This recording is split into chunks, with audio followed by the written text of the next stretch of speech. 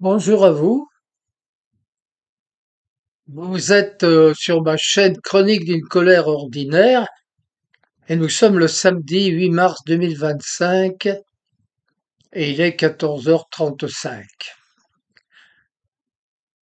Alors, je voudrais vous faire une petite vidéo aujourd'hui suite aux événements nombreux qui se sont produits, l'interview de Macron avec Trump, l'entrevue de Zelensky, ensuite le discours de Macron aux Français, le discours à Bruxelles, etc., etc., l'appel à la guerre bidon. Et j'ai intitulé cette vidéo Une France en léthargie avec un point d'interrogation. En effet, nous avons subi les allégations monstrueuses de mensonges, d'inversion du réel, de manipulation psychologique, menaces en filigrane de notre catastrophique président. Je vous ai détaillé d'ailleurs tout cela dans ma précédente vidéo, et il n'est pas nécessaire d'y revenir, je pense.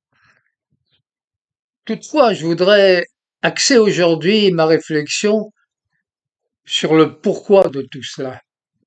En effet, pourquoi prendre parti aussi fermement, aussi brutalement, dans un projet de guerre que la plus grande puissance du monde abandonne? Pourquoi, contre toute raison et toute vraisemblance, s'entêter à vouloir envenimer les choses qui commencent à s'arranger?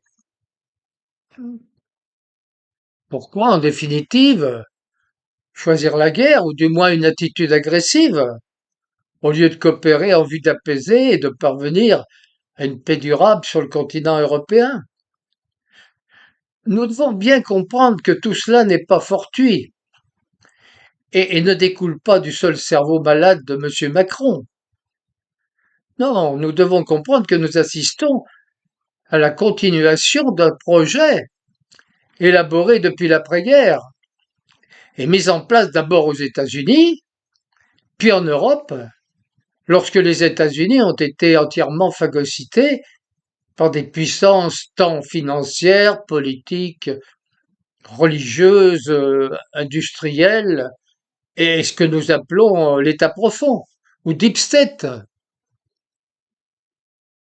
Tant qu'aux États-Unis, nous avions à la tête de l'État un affidé, et même un obligé de cet État profond, les choses se déroulaient en quelque sorte naturellement, je dirais même inéluctablement. Notre chef de l'État suivait imperturbablement le calendrier décidé, imposant au peuple les mesures prévues depuis longtemps, afin de pouvoir mieux les asservir et les dominer, les maintenir dans la peur, les contraindre si nécessaire par la force, et par une surveillance de plus en plus serrée de leurs agissements, tant dans la sphère publique que privée, arriver à obtenir un abandon volontaire des libertés fondamentales, pourtant gagné par la lutte courageuse de ceux qui nous ont précédés. Seulement tout à coup, catastrophe. Un obstacle majeur surgit dans l'accomplissement de ce projet mortifère. Les États-Unis renversent la vapeur et un président iconoclaste arrive au pouvoir.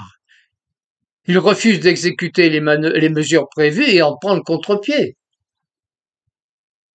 Tout le monde orwellien, patiemment construit, toute cette libération des mœurs, cette permissivité élevée au rang de vertu, cette glorification de la sexualité et ces théories wokistes faussement qualifiées comme basées sur la science, tout cela est brutalement rejeté et même interdit. Aux États-Unis, la sphère politique, financière, les organisations secrètes, les think tanks, les officines d'État, qui étaient en quelque sorte les courroies de ce deep state, sont en effervescence et constatant malgré leurs tentatives désespérées, leur relative impuissance vont mettre le cap sur l'Europe, qui est toujours dirigée pour la plupart de ses États par des personnages façonnés par eux. Il faut réagir, continuer le plan, contourner le projet de paix de Donald Trump et pour cela se servir de la courroie de l'Union européenne avec ses organes gangrenés par Soros et la CIA. Bien que tous ces moyens d'action soient affaiblis par la suppression des financements importants du fait de l'arrêt de l'USAID, je ne doute pas que l'État profond, tant américain que son pendant européen, ait déjà trouvé une parade et mis en place les moyens de remplacement.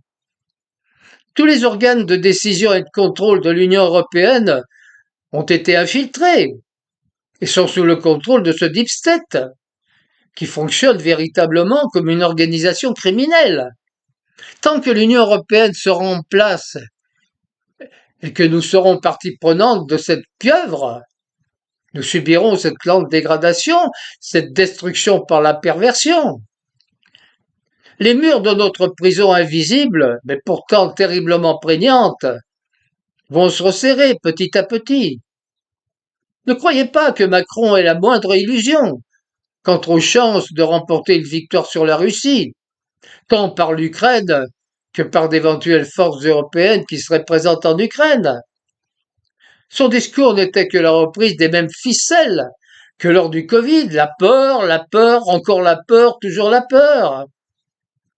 Et ce n'était pas pour une future mobilisation, mais surtout pour une future spoliation, celle de votre épargne. Il a ruiné la France, c'était le pays à détruire, car celui qui faisait le plus peur à ceux qui veulent établir leur domination, depuis son arrivée dans les sphères du pouvoir, même avant d'être président, il s'est employé à la détruire, en commençant à brader aux Américains les fleurons de notre industrie.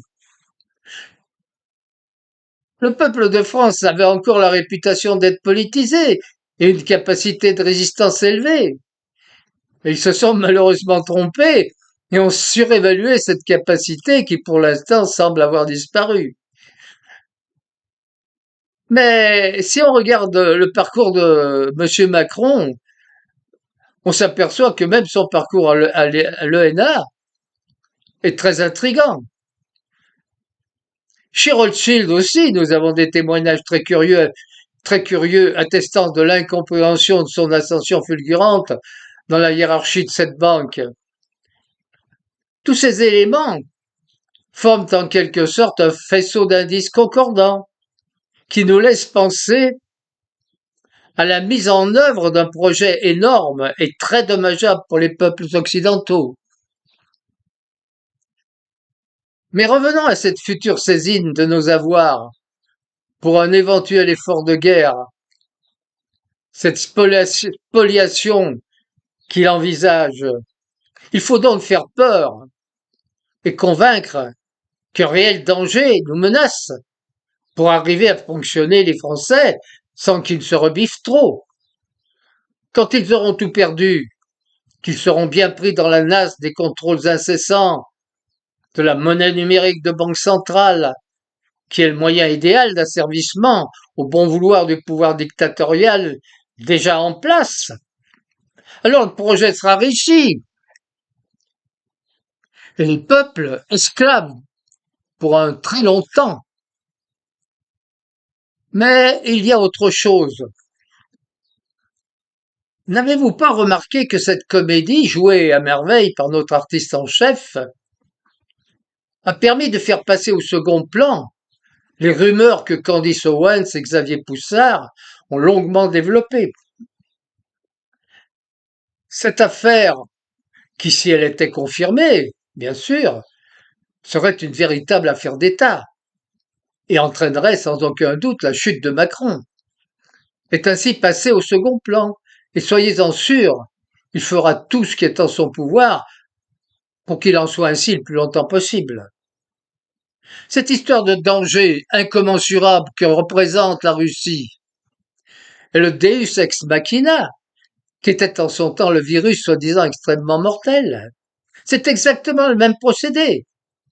Et seuls les plus endormis peuvent encore croire à ces balivernes. Certains d'entre vous ne me croiront pas et me traiteront de complotiste. Mais ayez présent à l'esprit que malgré mon grand âge, j'ai 89 ans, je suis né avant la guerre, j'ai vu immédiatement ce qu'on nous racontait sur le Covid et que ça ne tenait pas la route. Le doute puis une certitude a envahi mon esprit. J'ai appris, lorsque j'ai appris que les laboratoires refusaient d'assumer la responsabilité d'éventuels effets secondaires de leurs produits. C'était du simple bon sens qui m'a permis de me préserver ainsi que ma famille. Car en effet, prenez l'exemple, vous achetez une voiture neuve chez votre concessionnaire qui va vous dire, écoutez, oui, pas de problème, je vous la vends, mais je ne garantis pas s'il y a un problème avec. Vous allez pas l'acheter, bien entendu. Je vous dis cela pour vous faire comprendre que mon analyse mérite pour le moins d'être, sinon d'emblée, admise d'emblée, mais discutée entre vous et approfondie. S'il disait vrai, s'il s'agissait d'un complot, pourquoi risquer un conflit avec la Russie? Dans quel but? Je n'ai rien à gagner en vous disant cela, bien au contraire. À mon âge, je pourrais rester tranquille, après une vie bien remplie avec ses joies et ses peines, comme vous tous. Mais j'ai choisi d'essayer de vous alerter et de secouer un peu ceux qui veulent encore dormir, car nous sommes à une période charnière. Soit nous allons en masse, unis dans un même élan, crier notre refus de cette Europe mafieuse, soit nous restons inertes, passifs, et alors bientôt esclaves. Merci de m'avoir écouté et à bientôt, j'espère.